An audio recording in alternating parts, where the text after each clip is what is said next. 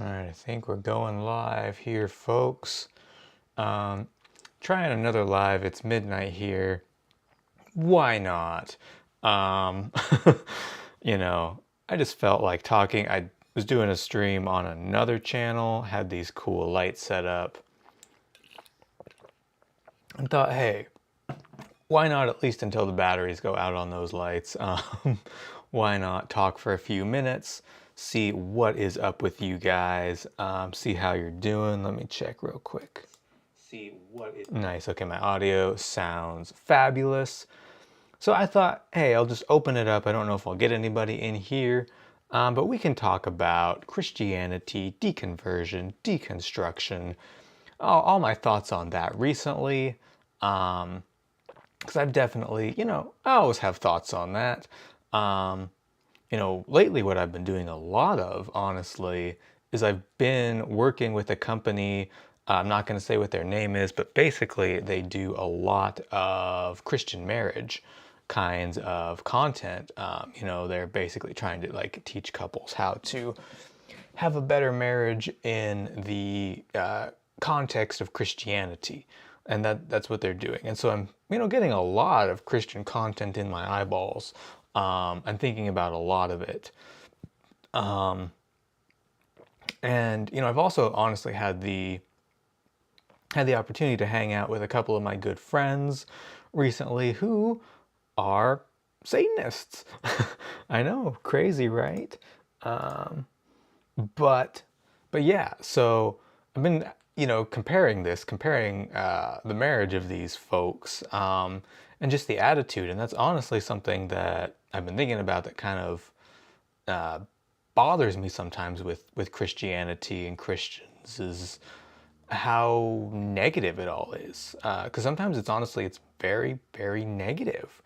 And, like my Satanist friends, to be clear, they're atheistic Satanists. They're not actually worshiping Satan. They just enjoy the imagery, they enjoy the community, they enjoy the ritual, all that kind of stuff. But they don't actually, believe that Satan is real, and they're not, sacrificing babies, nothing weird like that.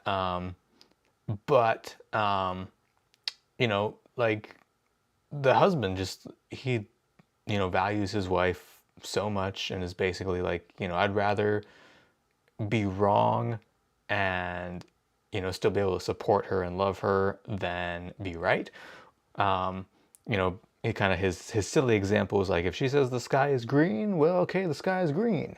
And I kind of love that a lot, actually. I thought, hey, that's really sweet. That's really a great attitude to have, is value the relationship more than being right or having control, which I feel like, honestly, a lot of Christians, a lot of the way that Christian marriage is set up, that is not what you get. You get, the man is the head of the household, the man is the head, and the woman is the neck. No, no, I'm kidding. But yeah, like the man is the head of the household. You get a lot of that. And, like the woman has to do what the man says, and, there gets to be conflict, and there gets to be problems there. And it's not that, an atheist marriage or a Satanist marriage is not going to have issues. Or just like relationships in general. Sorry, I want to check something out. Where is that? Okay, something sweet, nice. Seeing where my stats are at, making sure that I don't like have anybody in my comments and whatnot. I don't expect to get anybody probably on the first like 10 live streams that I do, which is fine. Hopefully you guys, will watch them after I've recorded them and find value in them, and I can find a time that like some of you guys are actually online and we can actually have some conversations, because I think that would be a blast, is to have some live conversations with you guys in the comments, rather it's Christians or atheists or people who are kind of on the deconstruction journey or deconversion journey, or are of some other faith. I've gotten some very interesting comments. And, I'd love to discuss all that. We could always discuss Ukraine. We could discuss really whatever you guys want to discuss. we could discuss Choco Tacos. I've got like one random video about Choco Tacos on this channel, and the rest of it's like all religion or Ukraine or all these serious topics. And then I have one video about Choco Tacos, when like the Choco Tacos ended, and people were selling them for like $500 on eBay. At that point, I really wished that I had like a stash of Choco Tacos and could have made like 20 grand. That would have been great. But that is neither here nor there. In fact, kind of where where I'm at in my journey now with Christianity is I do think about it less in some ways. It doesn't bother me as much, except when I'm directly confronted with it, if you will. Like in the sense of, oh, I have to go into a church or listen to a sermon. Or I think I'm gonna sneeze. Sorry about that, guys. Whoa. Yeah, that was crazy. Sorry, couldn't hold that one in. That's the advantage and disadvantage of live, is you get exciting moments like that. But yeah, like really, I don't think about Christianity near as much, except when I have to go like into a church sometimes to like film a project, like I've been doing for this Christian marriage seminar type thing. Is, I don't have to interact with it that much anymore. I've got a lot of friends who are not in the religious community, or we just don't really talk about it that much. So it's like, okay, that's cool. But, so I'm not as bothered by it, which is actually a really nice place to be, because, back 2021, like when I really started to realize, oh, I don't think I believe this anymore, and came out of it, it was like, okay, this is a lot. I'm going to constantly have to deal with this. Still occasionally I do, but for the most part, I don't. There will just be people living in the Bible Belt who will say Christian-y things, and I can kind of, nod and smile, and, it is what it is, and, that's okay, and that's nice, and fake it kind of. And I'm okay with that. I have a pretty high standard of, wanting to be, having integrity. Integrity is very important to me.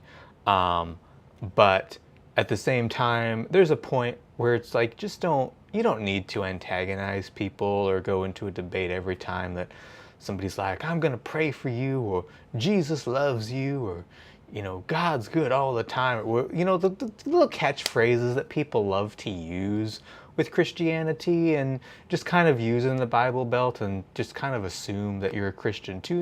They don't mean any harm for the most part. So it's like, hey, I don't need to, be like, well, actually, Jesus doesn't exist because this, and this, and, God and the Bible is not real because, I don't need to go into that. I don't have to be like a dick about it, is kind of how I feel now. I feel a little differently, like if somebody comes at me on like this channel in a comment and feels like that they're going to convert me in a comment, or gets real aggressive about, I'm going to hell, and, I'm leading people astray and all this, then I might get, a little more like, put them dukes up kind of thing. In the comment. I'm not actually like a fighter, but, in comments, in rhetoric, I'll be happy to kind of have those real intense discussions with folks. And, sometimes in videos I'll get fired up about it, but by and large in my real life, I feel much more chill. I don't even necessarily get the emotional charge, like going into a church building that I used to. I had to do a bunch of filming fairly recently for this marriage thing, and some of it was they wanted to film it like on their church stage and kind of create that sort of environment. And the last time that I'd been into that church like a year ago, like it had been very, very uncomfortable.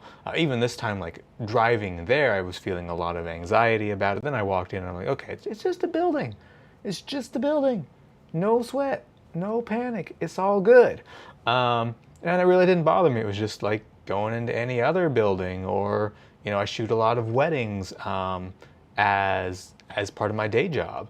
And it's just like, okay, you're just going into the church to film the wedding. There's no charge. It's not like you're walking into a church service. I think I would be very uncomfortable walking into a church service and having to listen to a sermon. Even I love the Believe It or Not channel, like Belief It or Not, Trevor Pullman. I love that. I love his videos. I love his video essays. I'm actually in the middle of watching his latest one about original sin. But sometimes even like listening to those pastors can get a little bit triggering for me, and I have to take it in chunks and stuff, just because sometimes they're so, hateful, honestly. And it's like, wow, okay, I don't miss having to hear this, and I do not miss having to hear how I'm just a piece of crap, and I am a terrible human, and I was always a terrible human, and I will always be a terrible human without Jesus Christ. Hallelujah, amen. I don't miss that. And I would have a very hard time like getting back into regular church services. I really would. It would be really tough for me to, to get back into that and just like pretend that it's all good. It can be hard enough if I'm just like in a group of Christians, I was filming at one of their seminars, and everybody just presumes you're a Christian because you're, friends with the guy who's running it, and he's a devout Christian, and everybody there is Christians, and they know it's a Christian event. And it's just kind of, yeah, Jesus is great, hallelujah. I'm kind of between churches right now, kind of working those phrases. And again, I don't love lying. I don't love being out of integrity. There are a few times where I'm okay kind of fudging it for the sake of not getting into it, not destroying relationships when it really doesn't matter.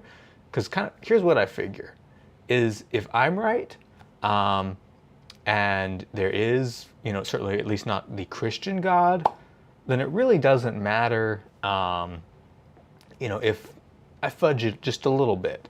But if they're right,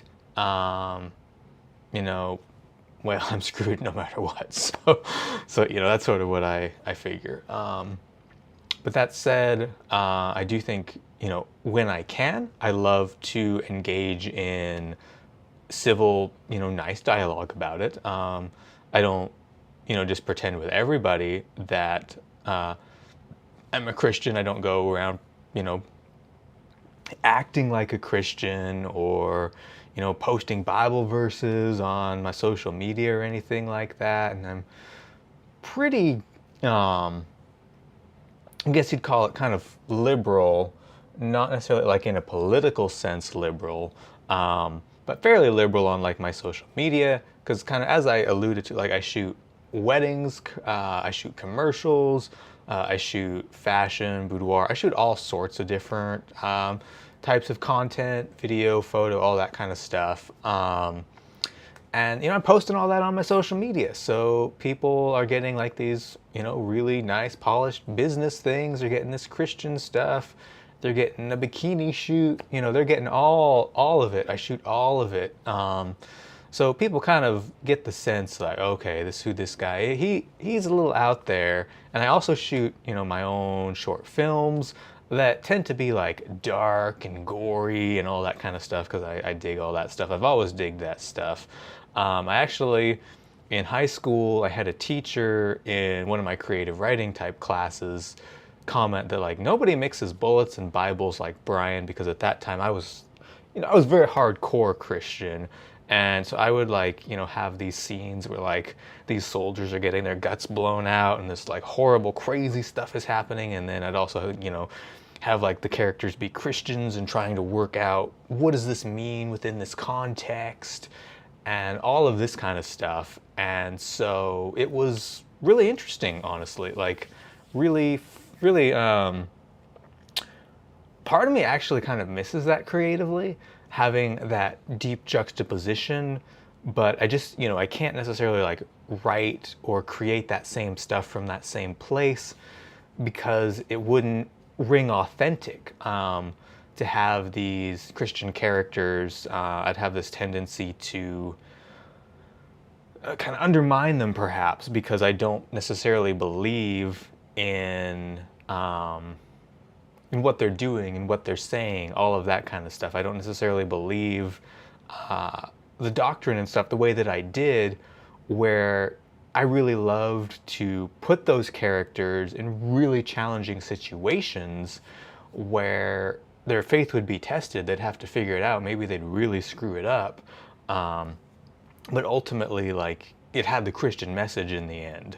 And like, I did some brutal stuff. Like, I think about, like, I'm not even kidding. I wrote like a 400-page, single-spaced, size 12 Times New Roman font in Microsoft Word, like, war epic.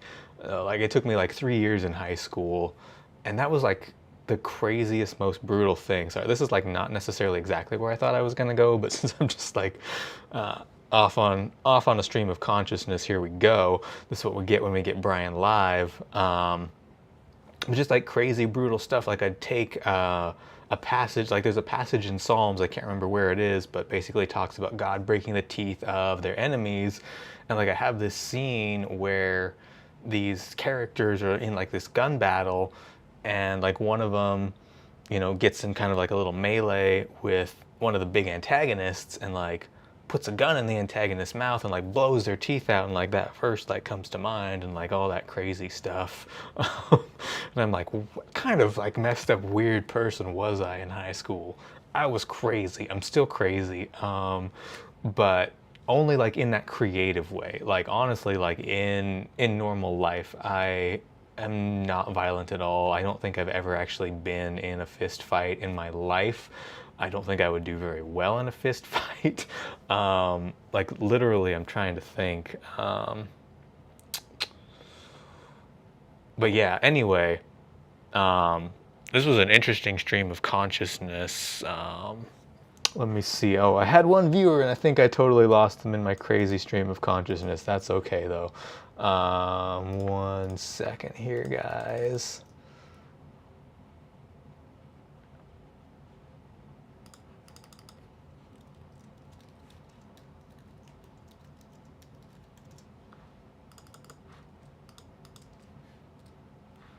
Sorry, I just had a quick message to respond to. Chatting with a friend in Ukraine. Here it's 12:18 at night. They're 8:18 in the morning. So sometimes I talk to them at weird hours, and I just kind of got to talk to them when I can talk to them. So apologies for that. But yeah, as I was saying, what was I saying? Oh, yes. That I'm not actually a violent person. It's just a way to kind of express. Honestly, a lot of those stories were a way to express a lot of angst that I felt, as a teenager. I think honestly a lot of that was from the church. Some of that was from living in Washington and Seattle with like so many grade A's. The depression was heavy. I feel like a lot of my work now is not nearly as depressing, like just like from that gut place of depressing. Like, I'm such a happier person. Sometimes it's harder to write the really dark, depressing stuff like I used to. Sometimes I kind of miss, not the depression, but I kind of miss that creativity that I used to have, where it was really dark and crazy and pretty grim and stuff like that. And I kind of miss that, honestly. Like, I miss the what that did for my creativity, because literally, like, man, like some of the stuff, like the amount of main characters that made it through my stories was so small. I'm like, and I didn't just like kill them off in like nice ways.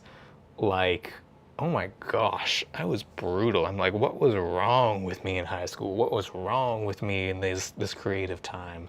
But I really don't think anything was actually wrong with me. I think it's exploring life and death and cruelty and trying to make sense of it all in some way, because it's hard to make sense of. Like, it's a lot, like, really, life is not pleasant. Life is not neat and tidy. And I think that's one of the things that Christianity sometimes does a really big disservice to people, is that it tries to make life neat and tidy and make everything fit together. But even like the Bible itself is not neat and tidy. So it's kind of silly that Christianity tries to make everything neat and tidy in that sense. You know what I mean? Like, it's just really interesting that Christianity tries to make everything tidy. Like, okay, everything's gonna, might be rough now, but then life's gonna be great and everything's gonna be wonderful. And you gotta hang in there, gotta believe in Jesus for a little bit longer. Just gotta hang in there and believe in Jesus. Sorry, streams of consciousness are exciting. If anybody is here, is listening, like, leave a comment in the chat, say hey. I'd love to like have a little bit of a conversation, chat, at least say hi, let me know where you're from, what your general faith background is. I'd definitely be interested in kind of hearing that, so that, yeah, I can know. So yeah, but I'm probably not going to stream too much longer. Like 30 minutes is a pretty good, particularly when there's like nobody interacting with the stream. I try not to go too much longer than that, but I still enjoy, streaming some of these topics, things like that. I really went all over the place in this, just talking. But kind of my thing, I was going to talk about Christianity, deconstruction, deconversion. So that's really where I was going with this. Initially, like when I started the stream, that's what I was going to discuss. And yeah, so I kind of touched on Christianity, but deconstruction. Where is my deconstruction journey at? I released a video pretty recently about it. But yeah, I'm basically like at a point where I don't think about it as much. I don't worry about it as much. I'm intrigued with what might be out there in the world, in space. Is there some kind of God or supreme being or aliens or multiple gods or spirits, or there's so many interesting ideas that people have come up with over the years, trying to grapple with mortality, trying to explain why things are the way they are. And that's one of the interesting things, is like just having to get comfortable not knowing, like, because we are, until we die, and maybe never, are not gonna know why we're here, what the real answers are. We're not gonna know that, and that's okay. And we can be comfortable with that. We can be very, very comfortable not knowing. Are we gonna? Is there an afterlife? Well, I should say, to a point. Like, some people get more comfortable with it than others. I myself, like, when I really think about the idea of not existing, it kind of freaks me out, maybe sends me a little bit into a panic attack. But so does the idea of living forever in heaven. I remember as a kid kind of like trying to wrap my brain around that topic of like eternity, and I'd get dizzy, like literally, like physically dizzy, trying to wrap my head around like, what does eternity look like, trying to imagine just going on and on forever and ever and ever. Was a weird concept. And similarly, the idea of not existing at a point is also uncomfortable sometimes to me, and that's okay.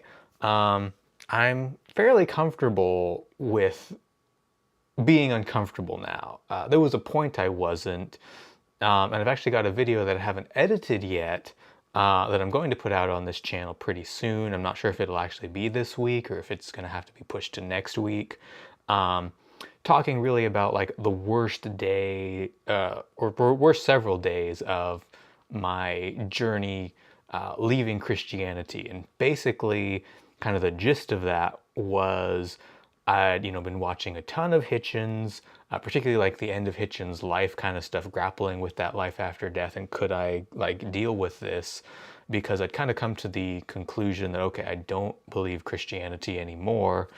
And at that point, it was like, okay, I need to figure out what this means, what this looks like. And then within a week, I had two friends younger than me, completely unrelated incidents across the country from each other, pass away.